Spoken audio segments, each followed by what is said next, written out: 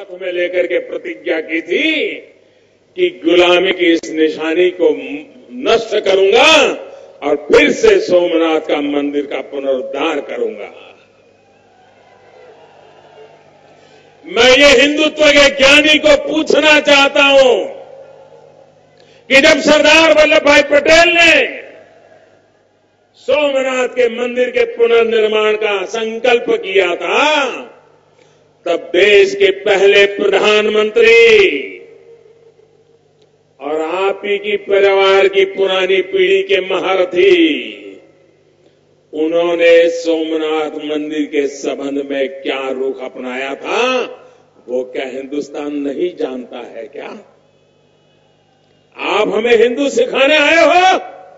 अरे इतना ही नहीं, आज हिंदुस्तान गर्व के साथ भारत के प्रथम राष्ट्रपति डॉक्टर राजेंद्र बाबू का जन्मदिन मना रहा है।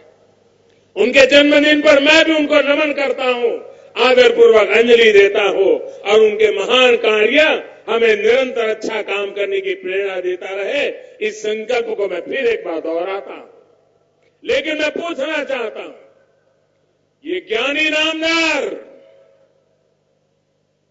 हिंदुत्व का इतना अगाध ज्ञान आपके पास है, जरा ये तो बताइए, जब सोमनाथ का पुनर्निर्माण हो गया, सरदार साहब ने अपने बलबूते पर कर लिया, उस समय के प्रधानमंत्री का विरोध होने के बावजूद भी कर दिया, लेकिन जब राजेंद्र बाबू उसकी प्राण प्रतिष्ठा के लिए जा रहे थे, तब जिस हिंदुत्व के ज्ञान की चर्चा कर रहे हो, आप ही के परिवार के उस समय के प्रधानमंत्री ने डॉक्टर राजेंद्र बाबू का गुजरात सोमनाथ जाने का घोर विरोध किया था। वो कौन सा हिंदुत्व था आपका? वो कौन सा ज्ञान था हिंदू का आपका? मोदी ने तो कभी दावा नहीं किया है। हम तो एक ऐसे सामान्य परिवार से आए हैं, हम किसी ज्ञान का दावा कभी कर नहीं सकते, लेकिन हम इस बात का दावा कर सकते हैं कि 125 करोड़ देशवासी ज्ञान का भंडार है और वही मेरा रिमोट कंट्रोल है, वही मुझे चलाता है और इसलिए मैं सही रास्ते पर चलता हूं।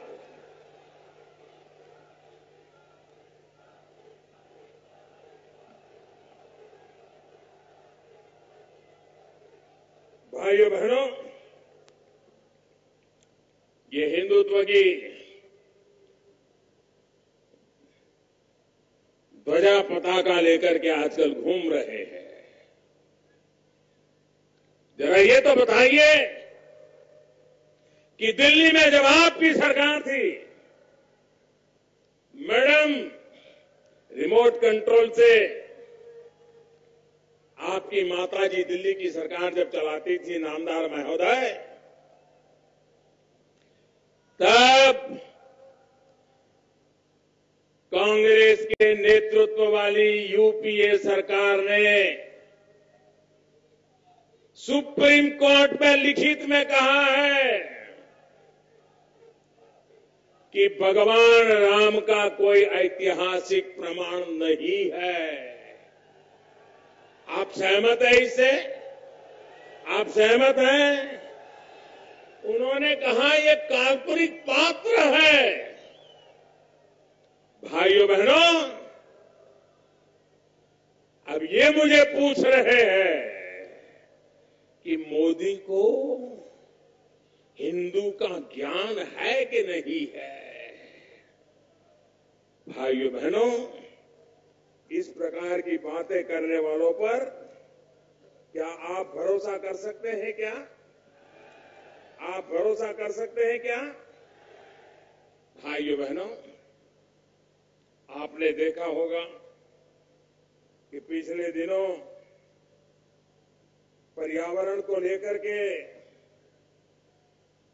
हमारे देश को यूनाइटेड नेशन ने एक बहुत बड़ा सम्मान दिया, चैंपियन ऑफ अर्थ।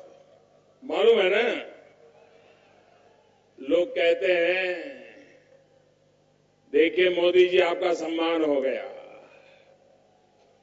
मुझे लगता है कि दुनिया को पता नहीं है कि मेरी इस राजस्थान की धरती पर ये बिश्नोई समाज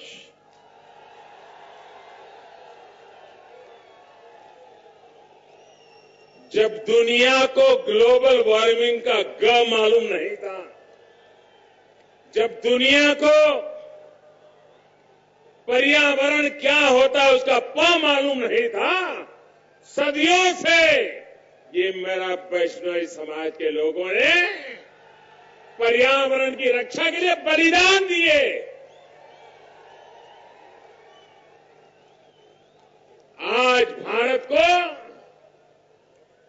चैंपियन ऑफ द अर्थ का जो सम्मान मिला है, उसके मूल में पर्यावरण की रक्षा के लिए बलिदान देने की महान परंपरा वाले बिश्नोई समाज जैसे देश के कोने कोने में लोग हैं,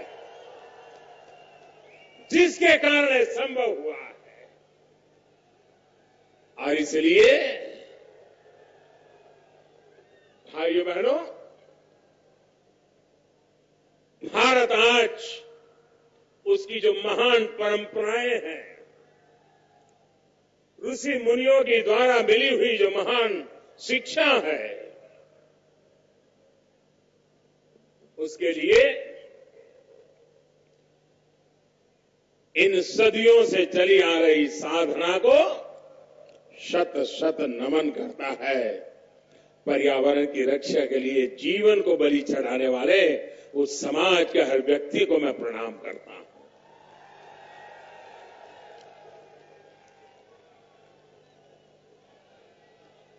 भाइयों बहनों,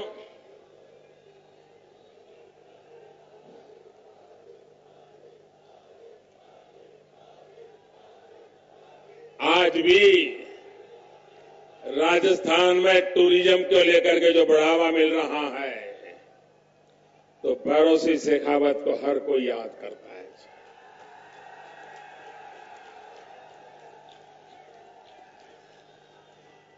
आप मुझे बताइए, मरुभूमि जहां पानी का संकट हो, जहां बड़ा रेगिस्तान हो,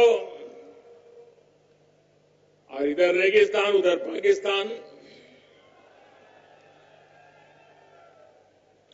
यहां के लोगों की रोजी रोटी का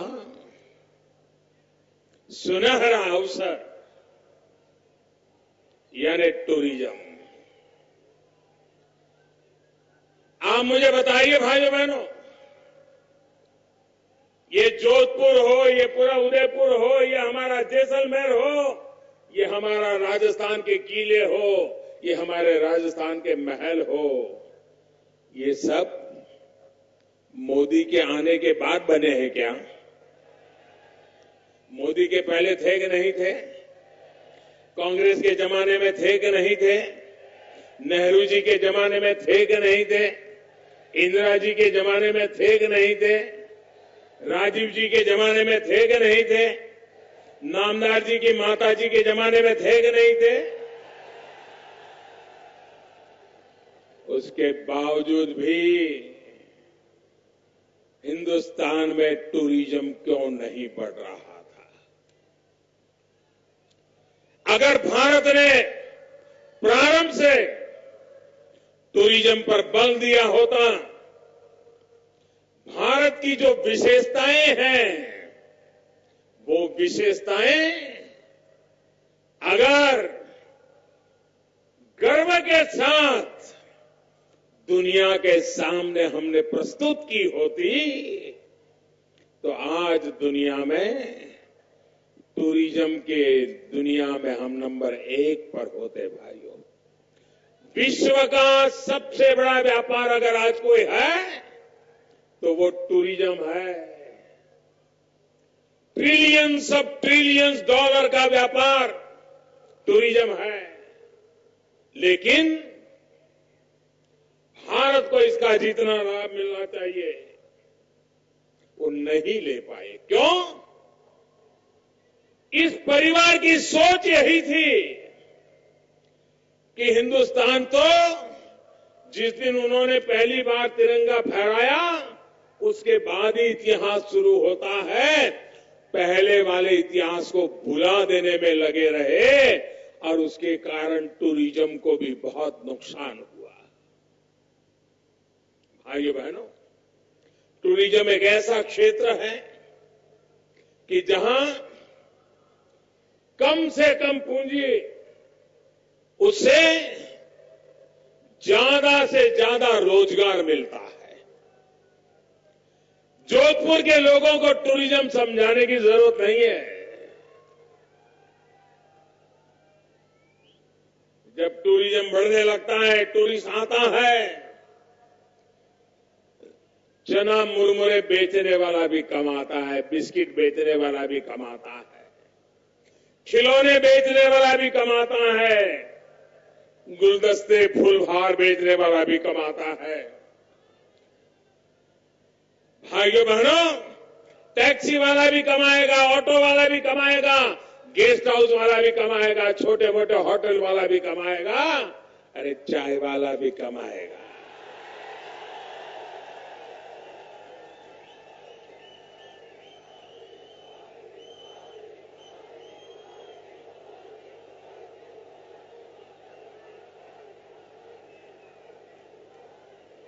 आप मुझे बताइए, क्या टूरिज्म का विकास होना चाहिए कि नहीं होना चाहिए? दुनिया भर के टूरिस्ट हिंदुस्तान आने चाहिए कि नहीं आने चाहिए? दुनिया भर के टूरिस्ट जोधपुर आने चाहिए कि नहीं आने चाहिए?